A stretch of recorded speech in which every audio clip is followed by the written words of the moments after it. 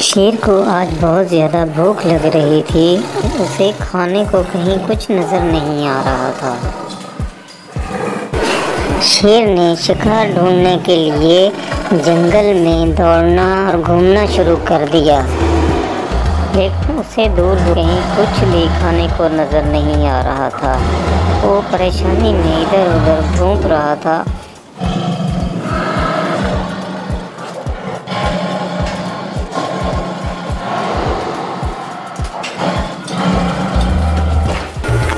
وہ دوڑتا ہوا دور ایک وادی میں پہنچا۔ بھاگ دوڑ کرنے کے بعد وہ کافی تھک چکا تھا اور اسے پیاس بھی لگ رہی تھی۔ اسے دور ایک پانی کی ندی نظر آئی اور وہ اس کی طرف جانے لگا۔ اب وہ پانی کی طرف بڑھ رہا تھا۔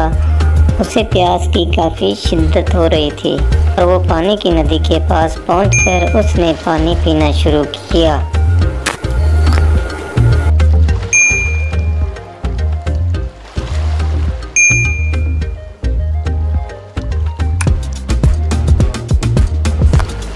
اسے کہیں آس پاس ہی گھوڑوں کے دوڑنے کی آوازیں آ رہی تھیں اور وہ محسوس کر رہا تھا کہ یہیں کہیں قریب ہی گھوڑے دوڑ رہے ہیں، اور اس کی بھوک کی شدت میں مزید اضافہ ہو گیا اور اس نے اب تو سامنے ہی اسے گھوڑے کھڑے ہوئے نظر آئے۔